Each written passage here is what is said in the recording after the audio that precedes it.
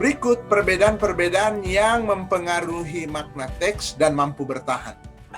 Jadi mempengaruhi makna teks dan mampu bertahan artinya sampai sekarang ada terjemahan yang menggunakan versi A, ada yang menggunakan versi B. Karena itu dikatakan mampu bertahan. Contoh misalnya Roma 5 ayat 1. Kata ekomen. Dan diterjemahkan kita hidup dalam damai sejahtera. Dalam bahasa Yunani, ekomen. Ya. Kita hidup dalam damai sejahtera. Tapi ada yang menyalin ekomen. Mari kita hidup dalam damai sejahtera. Mari kita lihat perbedaannya hanya O di dalam salinan di atas itu menggunakan omikron. Sedangkan di bawah terjemahan di bawah itu menggunakan omega untuk O.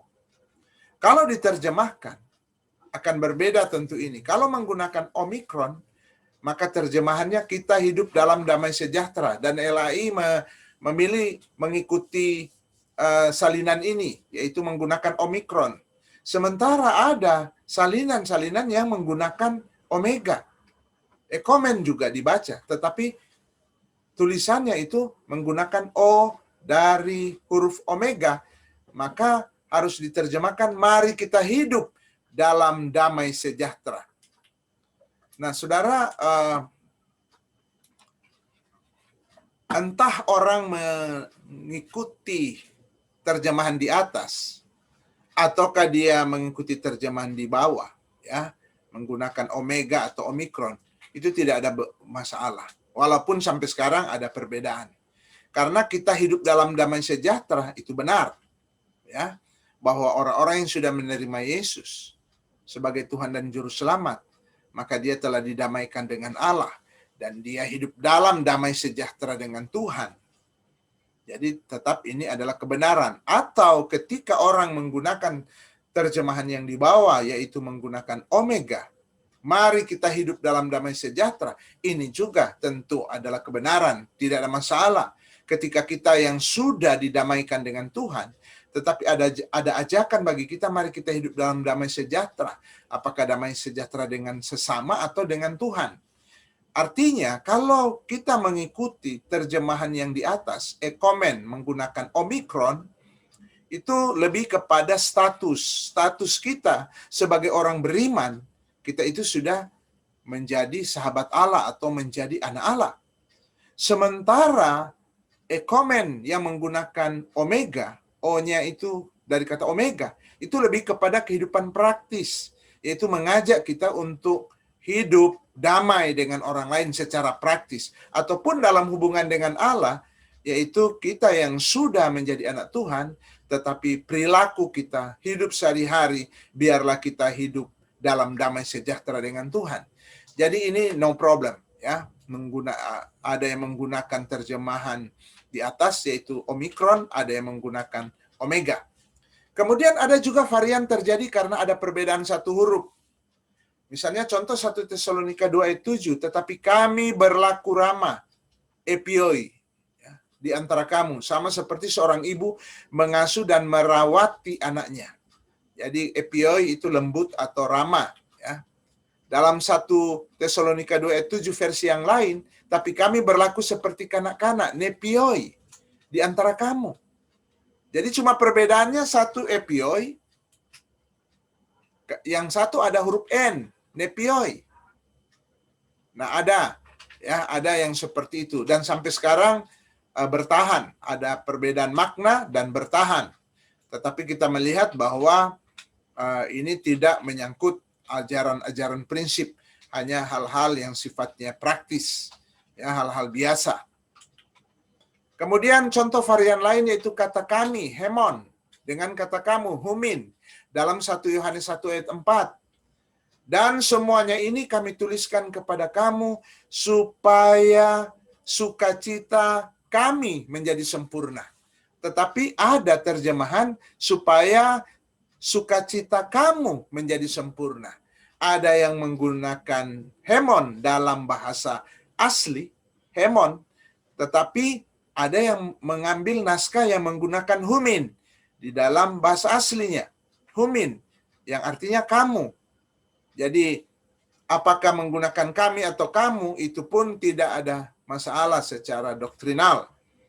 Jadi semua ini kamu tuliskan kepada kamu supaya sukacita kami menjadi sempurna, yaitu Paulus dan Yohanes dan timnya sempurna, bersukacita dengan sempurna sukacita mereka karena mereka telah menuliskan pesan-pesan Tuhan kepada jemaat, atau juga yang dimaksudkan adalah supaya jemaat itu kamu bersukacita, tentu tidak ada masalah secara doktrinal. Nah, mungkin ini yang paling banyak mendapatkan kritik atau perdebatan ya dalam Injil Markus 16. Memang harus diakui bahwa manuskrip tertua dan terbaik mengakhiri Markus 16 ini, kitab ini sampai pada ayat 8 saja. Dan ini menjadi semacam polemik ya. Karena manuskrip yang tua berakhir sampai di Markus 16 ayat 8. Sementara salinan-salinan termasuk LAI mencantumkan ayat 9 dan seterusnya. Nah, saudara-saudara, apapun masalah dalam Markus 16 tersebut, itu tidak menyebabkan ada kebenaran pokok yang diperoleh atau yang hilang.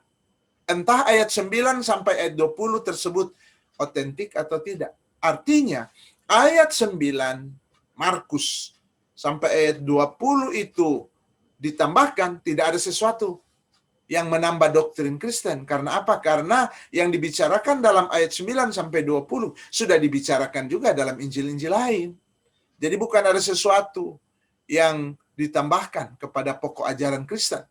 Tetapi kalaupun itu tidak dimasukkan, itu pun tidak mengurangkan, tidak menghilangkan kebenaran di dalam kekristenan. Kenapa?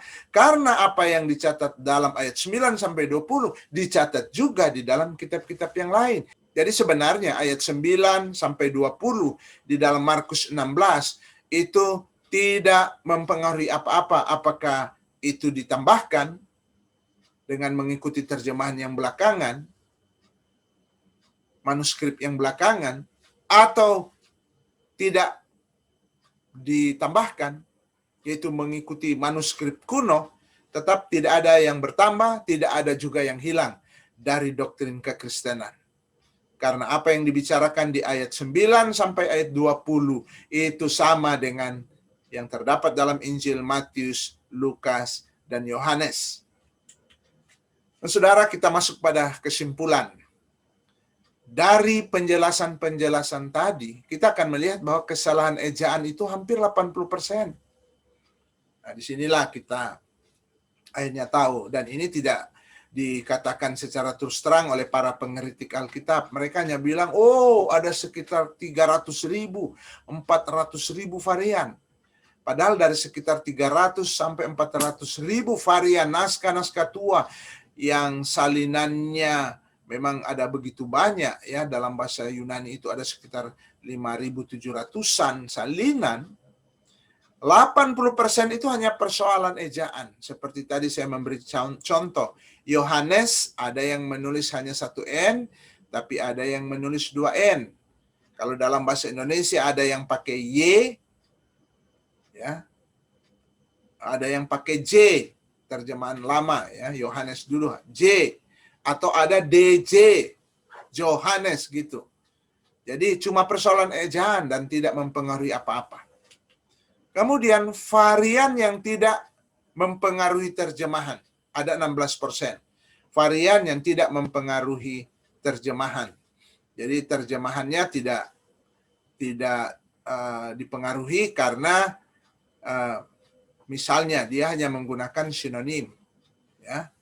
Naskah Yunani, salinan naskah Yunani yang satu menggunakan Yesus, misalnya tadi setelah berdoa Yesus memanggil murid-muridnya, pakai kata setelah dalam bahasa Yunani. Kemudian terjemahan salinan bahasa Yunani naskah tua menggunakan kata sesudah Yesus berdoa, menggunakan kata sesudah. Sesudah Yesus berdoa, ia memanggil murid-muridnya. Ada yang memakai setelah, ada yang sesudah. Mau diterjemahkan ke dalam bahasa apapun, itu tidak akan mempengaruhi terjemahan. Karena itu sinonim. Itu ada 16%. Kemudian varian yang bermakna dan tidak mampu bertahan, itu ada sekitar 3%. Bermakna memang, misalnya Yesus pergi ke Yerusalem. Tetapi ada naskah tua yang mengatakan Yesus kembali dari Yerusalem. Memang ini bermakna, ya. Karena satu pergi, satu kembali. Tetapi hanya 3% dan kemudian tidak lagi bertahan. Kenapa? Karena yang berbeda itu hanya 1-2 naskah. Jadi mayoritas naskah ada. Jadi tidak seimbang, ya, tidak seimbang. Kalau itu hanya terdapat dalam 1-2 naskah atau di dalam kelompok manuskrip kecil, maka tentu itu tidak bertahan. Berikut orang langsung akan tinggalkan terjemahan yang berbeda seperti itu. Itu ada sekitar 3%. Kemudian varian yang bermakna. Ya, karena memang berbeda. Contoh tadi misalnya Injil Allah dengan Injil Kristus. Ini tentu berbeda ya maknanya Injil Allah dan Injil Kristus. Dan juga mampu bertahan. Sampai sekarang tetap ada. Dan itu hanya 1%. Dan ternyata juga bukan hal yang mengubah doktrin. Walaupun tadi Injil Allah, Injil Kristus berbeda, tentu Allah dan Kristus. Tentu ada perbedaan secara teologis. Tetapi kalau menggunakan Injil Allah dan Injil Kristus, itu tidak mengubah doktrin Kristen. Walaupun tentu makna Kristus dengan Allah itu berbeda. Dan itu hanya 1%. Jadi saudara-saudara, yang paling banyak dari varian tersebut, yaitu 80%, ternyata itu hanyalah persoalan ejaan. Nah, sayang sekali para pengkritik Alkitab, ya, baik ada dari kalangan liberal Kristen maupun dari kalangan non-Kristen yang biasanya hanya memanfaatkan data-data yang dikemukakan oleh kalangan liberal, hanya menuliskan 300.000 sampai 400.000 varian dalam naskah-naskah salinan. Ini tentu ketika tidak ada penjelasan akan membuat ya orang bertanya-tanya apakah Alkitab yang ada di tangan kita hari ini masih dapat dipercaya kalau dalam naskah salinan saja variannya begitu banyak. Dan ada banyak orang Kristen tidak tahu bahwa varian begitu banyak karena jumlah kata di dalam Perjanjian Baru bahasa Yunani itu ada sekitar 138.000 kata dan ditulis oleh sekitar 5.000-an orang. Sudah jelas bahwa akan terjadi varian banyak. Beda kalau yang menyalin cuma 1 orang. Tentu variannya hanya sedikit. Ya, kalau yang menulis hanya sekitar 2-3 orang, yang menyalin hanya 2-3 orang, tentu variannya sangat sedikit. Tetapi kalau yang menulisnya 5.000-an orang, sangat logis kalau terjadi varian, ya, varian. Namun kita sudah lihat bahwa varian yang bermakna dan mampu bertahan itu cuma 1%. Mampu bertahan artinya memang seimbang, ya, di dalam naskah salinan, naskah-naskah tua yang memilih versi A, versi B itu sama, ya, sama banyak sehingga sampai sekarang bertahan. Ketika diterjemahkan ke dalam bahasa-bahasa di dunia ini, ada yang menggunakan versi A, ada yang menggunakan versi B, tetapi semuanya itu tidak mempengaruhi doktrin. Ya, seperti kita lihat contoh tadi, ya. Setelah kita melihat contoh, walaupun dia bertahan, bermakna dalam arti memang beda maknanya. Misalnya, kita hidup dalam damai sejahtera. Tentu beda dengan marilah kita hidup dalam damai sejahtera. Kalimat yang pertama, kita hidup dalam damai sejahtera, Roma 5 ayat 1, itu berbicara hasil yang sudah kita miliki. Dan dalam doktrin pengudusan, itu pengudusan status sebenarnya. Dalam pengudusan status, kita sudah hidup dalam damai sejahtera Tuhan. Tetapi di dalam versi yang lain ditulis, marilah kita hidup dalam damai sejahtera. Dan kalau dikaitkan dengan doktrin pengudusan, ini bukan pengudusan status, tapi pengudusan praktis. Marilah, kita masih diajak untuk berusaha bagaimana kita bisa hidup dalam damai sejahtera, baik dengan sesama manusia atau dengan Tuhan.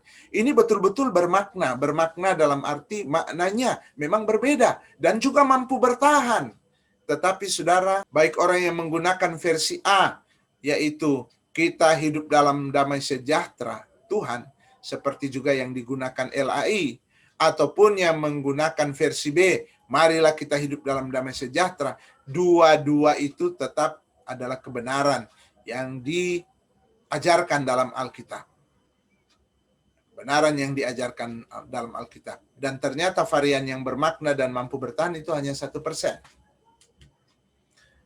Nah, terakhir adalah bukti-bukti yang melimpah ruah. Saudara, ada banyak naskah-naskah kuno, misalnya mungkin tulisan Plato, tulisan Aristoteles, kita percaya.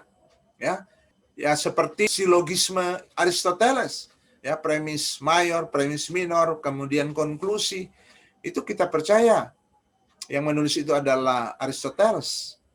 Tetapi kalau kita memeriksa salinan-salinan, bukti-bukti, tulisan kuno yang lain dari para filsuf Yunani misalnya, itu ada hanya sekitar 10 buah. Hanya sekitar 10 buah. Begitu juga kitab-kitab yang dianggap suci oleh agama-agama lain, sangat kecil. Tetapi Alkitab memiliki banyak sekali salinan-salinan. Dan semakin banyak bukti atau salinan-salinan, tentu akan semakin mudah menentukan teks-teks aslinya. Itu sangat mudah. Logisnya, kalau misalnya contoh di antara 1000 salinan, ada 950 salinan menggunakan misalnya istilah pergi, sementara hanya 50 yang menggunakan istilah kembali, maka dapat diyakini bahwa versi A itu lebih kepada teks aslinya. Apalagi kalau hanya sinonim. Ya, kalau misalnya dalam tulisan bahasa Indonesia ada 1000 penyalin, kemudian 970 salinan menulis sesudah itu Yesus pergi. Tetapi hanya 30 salinan yang menulis setelah itu Yesus pergi. Maka jelas langsung diyakini yang asli itu adalah versi yang pertama. Ya, versi yang pertama. Jadi, bukti-bukti begitu melimpah ruah untuk dokumen-dokumen perjanjian baru, salinan-salinan yang begitu banyak. Ya. Para ahli karya sastra kuno mengalami kekurangan data. Para ahli perjanjian baru begitu melimpah ruah bukti-bukti yang ada, data-data yang ada, salinan-salinan yang ada. Sebaliknya, para ahli karya sastra kuno mengalami kekurangan data, kurangnya salinan. Seperti tadi saya katakan, dalam manuskrip para filsuf Yunani seperti Plato atau Aristoteles, kalau dikumpulkan itu tidak begitu banyak. Hanya di sekitar 10-an, belasan naskah yang ada. Tetapi para ahli yang meneliti manuskrip perjanjian baru justru dilanda oleh limpah ruahnya bahan mereka. Itu fakta yang perlu kita ketahui. Baru ketiga, bahwa ada 3 jenis bahan-bahan tersebut. Ya, di antara begitu banyak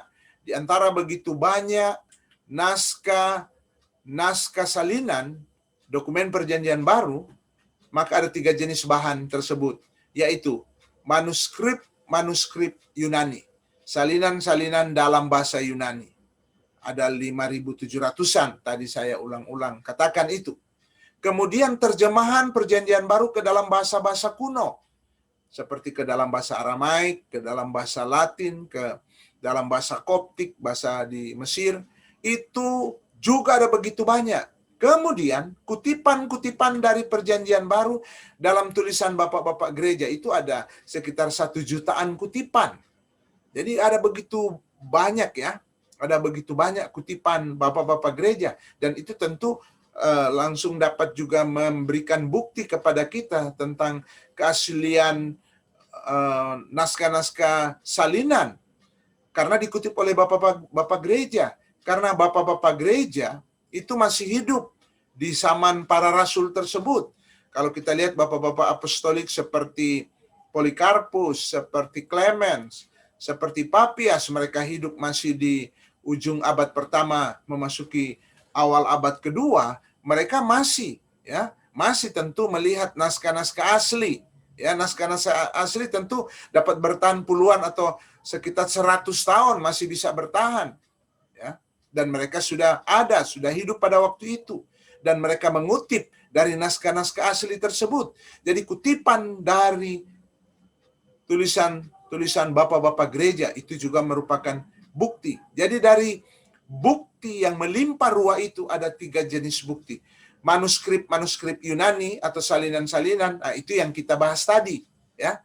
Manuskrip dalam bahasa Yunani atau salinan-salinan dalam bahasa Yunani. Itu yang kita bahas panjang lebar tadi.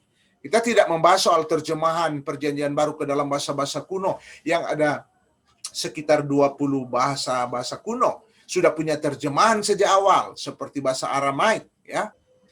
Atau terjemahan dalam bahasa Latin, yaitu bahasa tua di Eropa. Itu sudah ada Alkitab. Tetapi yang kita bahas tadi hanya poin A tadi, manuskrip Yunani. Kemudian keempat, manuskrip Yunani itu adalah dokumen-dokumen utama yang digunakan untuk menentukan kata-kata asli Perjanjian Baru.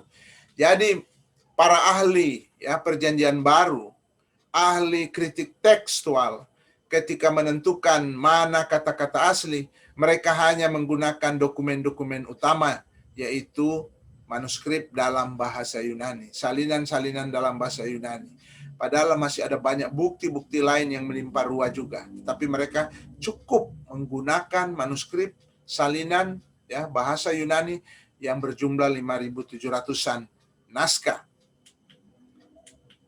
Kelima, manuskrip Perjanjian Baru dalam bahasa Yunani ini dapat dikelompokkan sebagai berikut. Nah, papirus ini dari kertasnya itu dari bahan papirus, itu ada 118 buah dari bahan papirus. Ya.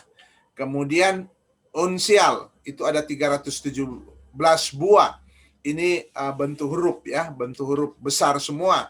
Kemudian minuskel 2.887 buah.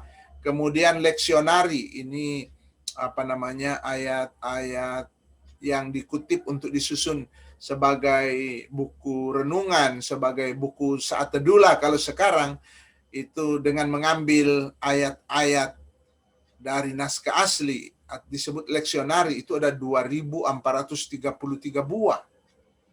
Ya, leksionari. Dan ini berada di sekitar ujung abad pertama dan awal abad kedua. Ya, sudah ada buku-buku yang dipakai untuk doa-doa atau dipakai sebagai renungan-renungan saat teduh.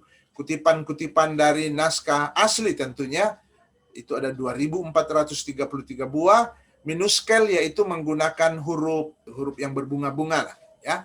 Kemudian unsial yaitu menggunakan huruf-huruf besar. Bahasa Yunani punya huruf besar. Jadi ditulis dalam huruf besar semua. Itu ada 317 buah. Dan kemudian naskah yang menggunakan papirus. Ini adalah semacam bahan kertas yang sudah kuno sekali. Ya, itu ada 118 buah. Jumlah total ada 5.745 buah manuskrip. Begitu banyak manuskrip yang tersedia untuk diteliti oleh para ahli dalam kritik teks.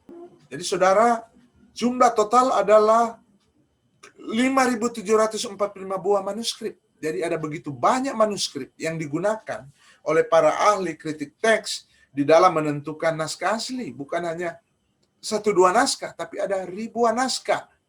Sehingga ini lebih memudahkan mereka untuk menentukan tentu kata-kata asli yang ada di dalam naskah-naskah asli.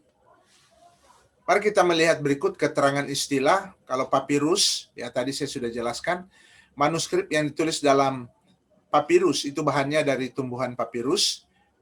Unsial itu manuskrip yang menggunakan huruf kapital tadi.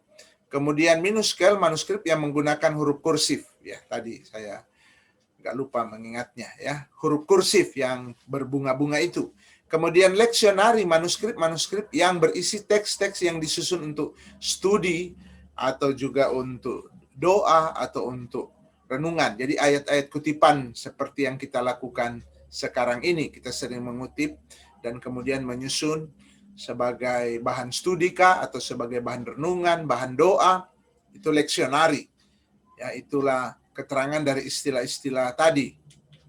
Kemudian ketujuh, selain manuskrip Yunani atau disebut salinan-salinan, ya, disalin kembali naskah asli itu ke dalam bahasa Yunani juga, maka terdapat juga versi-versi. Kalau versi-versi itu terjemahan ke dalam bahasa-bahasa kuno, seperti versi bahasa Latin, versi bahasa Koptik, versi bahasa Syria, versi bahasa Gotik, versi bahasa Ethiopia, versi bahasa Armenia, dan lain-lain.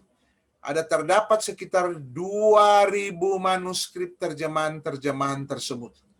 Begitu banyak sekali, meskipun terjemahan-terjemahan ini tidak dipakai sebagai bahan untuk kritik tekstual. Tetapi kalau kita melihat terjemahan-terjemahan pun begitu banyak, dari sekitar 20 bahasa kuno, dan jumlah manuskripnya ada sekitar 2.000. Ya, ada sekitar 2.000 buah manuskrip. Kemudian ke-8, selain itu kutipan-kutipan terhadap PB dari bapak-bapak gereja sangat banyak. Bapak-bapak gereja mengutip juga tentu dari Perjanjian Baru, ya, dalam kitab asli, dalam naskah asli mereka mengutip, dan itu ada begitu banyak dari bapak-bapak gereja yang ada di abad pertama, ujung abad pertama dan memasuki abad kedua, ada begitu banyak, ada lebih dari 1 juta kutipan, dan masih terus ditemukan, bertambah sampai saat ini, ya, temuan-temuan itu. Sekarang saja sudah ada 1 juta kutipan dari bapak-bapak gereja yang diambil dari naskah Perjanjian Baru asli. Nah, kita masuk pada kesimpulan. A. Bahan untuk merekonstruksi teks asli begitu melimpah ruah. Ada 5.745 manuskrip bahasa Yunani yang kita sebut salinan. Jadi begitu banyak, 5.745 manuskrip bahasa Yunani, atau kita menyebut itu salinan, ya, atau kalau sekarang bilang fotokopi. Ya, kalau fotokopi ya memang tidak akan terjadi varian kalau fotokopi, ya. Mungkin masalahnya cuma mungkin ada fotokopi yang nggak jelas, ada yang jelas. Tetapi ini kan disalin dengan tangan karena belum ada mesin fotokopi. Kemudian berikut ada 20.000 versi terjemahan dan lebih dari 1 juta kutipan bapak-bapak gereja.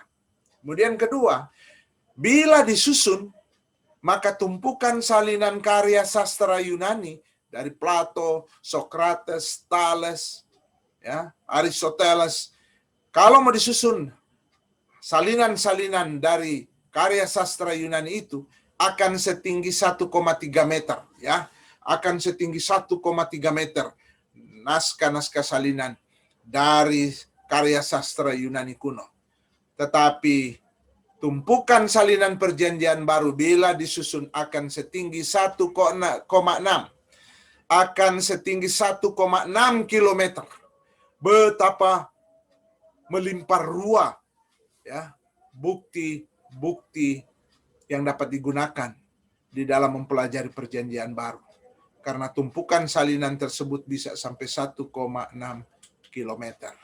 Ya, saya kira sampai di sini penjelasan, kiranya ini menolong kita semua untuk tidak terprovokasi oleh propaganda yang sengaja dilakukan oleh orang-orang yang anti kekristenan, yang hanya bicara soal misalnya varian ada sekitar ratusan ribu, tetapi tidak secara jujur terbuka untuk menjelaskan varian tersebut dalam bentuk seperti apa.